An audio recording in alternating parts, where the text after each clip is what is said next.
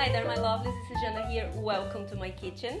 So, after a much deserved break and some cold, as you can hear my voice, it sounds a little bit off, but that's what we have for today. So, I'm back with a delicious recipe. I have posted this on my Instagram and Facebook last week, and you went bananas. And I know why, because look at this.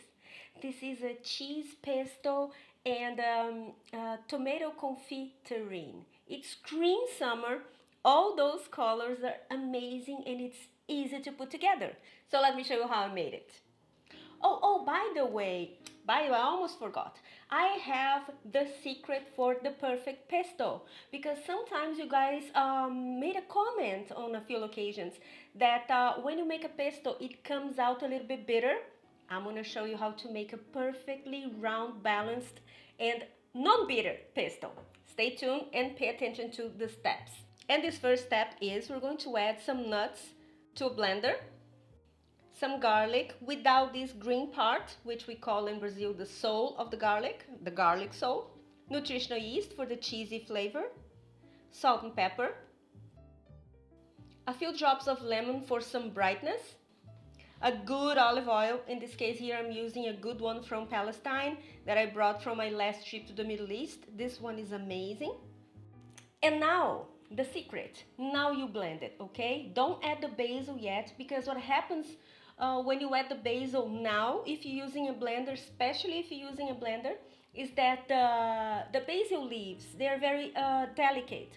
So once you put it in the blender, the motion from the blades are going to heat up the leaves and it's going to release some bitterness, and that's why, okay? So what we're going to do is we're going to blend it now, add the pesto later.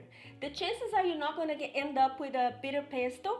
The chances are slim if you use a mortar and pestle, okay? So, but I don't want to do it because it's a lot of work, and then and I wanted to teach you guys this trick, okay? And when you see that it's smooth, then you add the basil leaves and blend it briefly. Now, another thing that I would like to call your attention for on this recipe is that this is a firmer pesto, okay? Don't add too much oil because it's supposed to be a little bit more solid, like you see here. So if you make it too runny, it's going to fall apart and it's going to be a blobby mess. We don't want that, okay? It is supposed to be firmer, much firmer than your regular pesto. And now we're going to make the tomatoes confit. We're going to use cherry tomatoes, garlic, fresh thyme, and a bay leaf, olive oil and salt. And we're going to bake it in a preheated oven at 130 degrees for 1 hour and 30 minutes or 2 hours. Because that's what confit means. It means to cook in fat, something in fat, at a very low temperature, okay? So what we want is for the tomatoes to cook through, but to keep their shapes without bursting the skin, okay? It might happen here and there, but that's the idea. And now we're going to make the cheese terrine. And for this we're going to use a crumbled firm tofu that's been pressed. It's important to release all the water. Nutritional yeast, vegan cream. In this case I'm using cashew cream because I think the taste is amazing and very neutral. Some vegan butter, salt, white pepper for the cheesiness, and we blend. Now a few drops of lemon.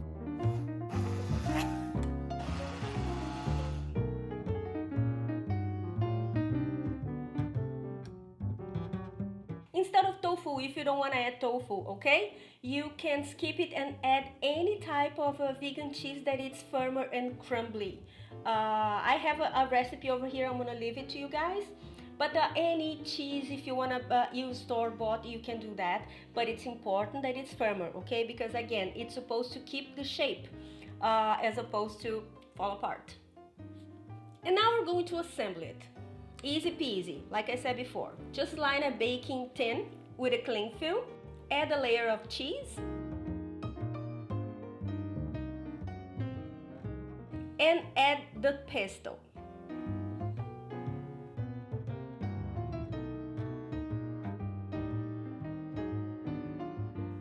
And now we're going to refrigerate it for 30 minutes because we want the pesto to firm up. Very important step.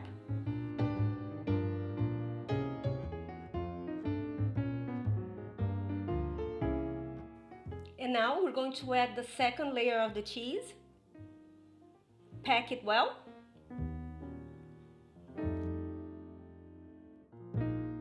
And now again, refrigerate it, but this time for a couple of hours.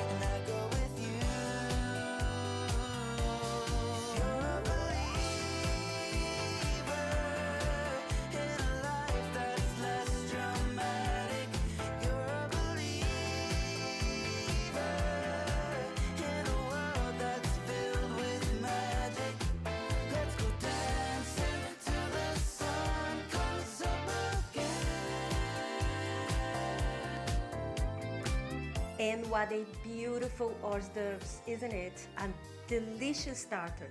Just place it on the center of the table, surrounded by assorted crackers and breads and biscuits, so people can help themselves, and you will see the reaction because this is just wow. What about that? I mean, right? It is a showstopper, isn't it? It's so beautiful. And this is one of the dishes. I try to do it all the time. I try to make food that will impress, especially the vegan resistant, the vegan, anti-vegan resistance. Can I say that? People that don't like vegans. So I try to bring these showstoppers of recipes because, and easy to make. That's important. Nobody wants to slave away in the kitchen. But it works, you know, because I received so many comments from you guys.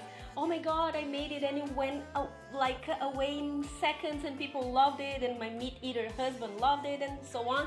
And that's what I'm here for, okay? And this is quite an accomplishment. Now, I don't know how to make food if it's not to cook for the whole church. So this is huge. This is for a party, okay? But if you want to make smaller, you can make smaller portions, okay? I mean, no problem. In round shapes, okay? So just split the recipe. That's very easy to make, okay? Speaking of the recipe, quantities and the full recipe is going to be on my website, okay? www.chefjana.com. And I always post the recipe here on the, if you expand the video, you see the list of ingredients and the recipe because I wanted to make it easier for you guys, okay? So make it, let me know. Are you enjoying the summer?